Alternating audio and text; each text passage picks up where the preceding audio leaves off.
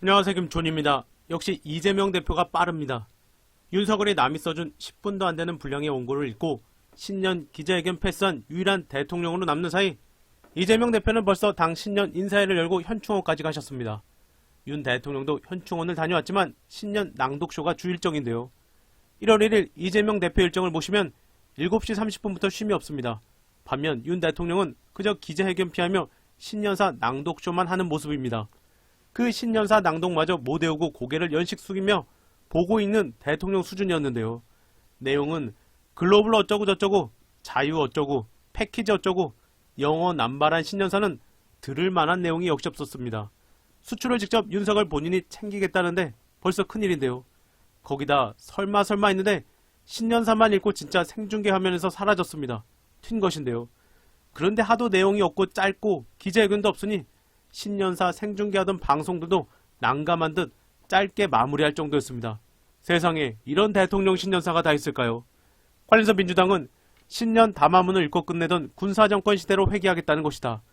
대통령실을 이전하며 국민과 소통하겠다던 윤석열이 불통의 벽을 쌓고 있다.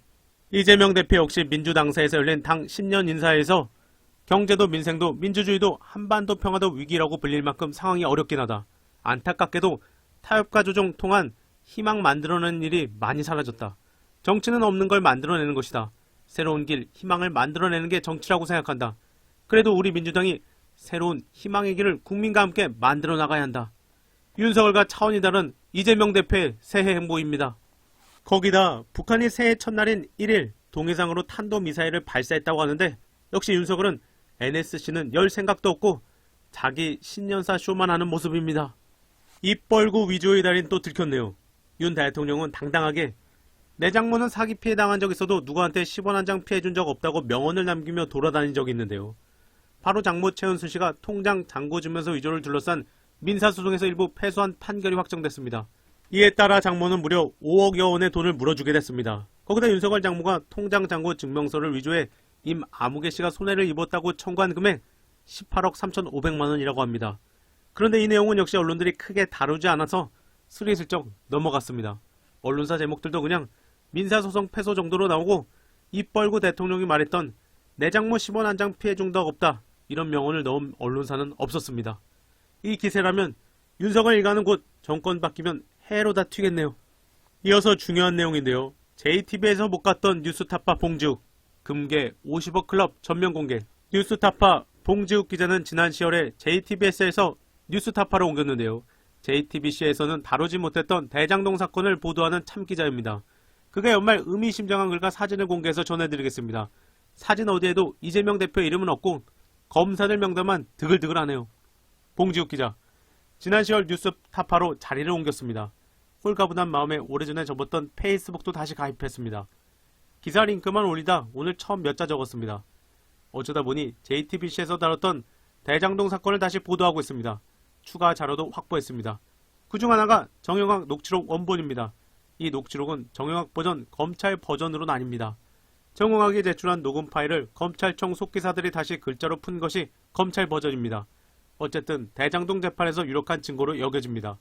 뉴스타파에서 대장동을 다루며 몇 개의 녹취록을 홈페이지에 공개했습니다. 중요한 취재 자료의 공유. JTBC에선 불가능했지만 뉴스타파에선 가능할 겁니다. 그것이 공공의 이익에 부합한다면 말입니다. 긴 분량의 녹취록을 반복해서 읽다 보면 꿈속에서 대장동 멤버들이 나옵니다. 최근 꿈에선 김만배가 등장해 제게 대장동 진실을 말해줬습니다. 만배 형님 간절히 보고 싶습니다. 아래 사진은 오늘 보도한 50억 클럽과 금괴 관련 기사에 넣으려다 깜빡한 자료입니다. 정영학이 작성한 자필 메모인데 약속 그룹과 금괴란 단어가 보이실 겁니다. 김만배는 50억 클럽의 누군가 자신의 몫을 금괴로 달라고 했다고 말했습니다. 누굴까요? 바로 녹취록 속 김만배 비자금 사용처는 약속 그룹으로 검찰 수사는 사실상 멈췄다고 합니다. 이걸 안 파고 이재명 잡으러 소설만 쓰는 검찰의 모습인데요. 도둑명단에 도둑검사에 금괴까지 나오고 무슨 서부시대 악당들의 모습을 보는 것 같습니다. 관련해서 우희종 교수는 대장동 본체로부터 눈길 돌리게 하고 이재명 꼬투리도 잡을 겸 양수겸장으로 그토록 대장동 이재명으로 엮으려던 검찰. 김진표 의장 협치 위한 개헌 착수. 1월 1일이라 국회의장의 신년사도 공개됐는데요. 좀 뜯어보니 협치 통한 개헌 착수 키워드가 줄을 이뤘습니다. 김진표. 지난 연말 우리 국회는 참으로 부끄러운 모습을 보여드렸습니다. 경제와 민생 회복에 한시가 급한데도 작은 차이를 넘어서지 못해 귀중한 시간을 허비했습니다. 우리 정치를 새롭게 하겠습니다. 갈등과 진영의 정치를 통합과 협력의 정치로 바꾸기 위해 최선을 다하겠습니다. 이를 위해 본격적인 개헌 준비에 착수하겠습니다. 김진표, 승자 독식의 정치 문화를 바꾸기 위해 선거법을 비롯한 정치 관련 법률 정비도 서두르겠습니다. 아니, 부끄러운 모습은 김진표가 보여줬는데 신년만 되면 협치를 말하는 게 이낙연 전 대표가 생각나네요. 왜들 저러나요? 그럼 이경 부대변인 논평으로 마무리하겠습니다. 신년 기자회견을 패스한 유일한 대통령. 대통령실을 이전하며 국민과 소통하겠다는 윤석열이 불통의 벽을 쌓고 있습니다. 대통령실은 신년 기자회견을 신년사로 대신하겠다고 예고했습니다.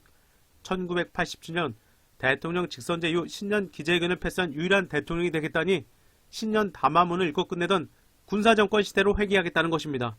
하다못해 군부 출신의 노태우 대통령도 신년 기자회견을 했습니다. 이후 역대 대통령 가운데 당선 후 첫 신년 기자회견을 회피한 대통령은 없었습니다. 그렇게 지난 반년의 국정운영 결과가 부끄럽습니까? 닥쳐오는 경제위기 앞에서 국민에게 드릴 말씀이 없습니까? 신년 기자회견을 피하겠다니 나홀로나 내 마음대로 국정운영을 하겠다는 것으로 볼 수밖에 없습니다. 윤석열은 박정희 전두환 군사정권의 부끄러운 역사를 반복하지 말기를 바랍니다. 이번 영상은 여기까지입니다. 감사합니다.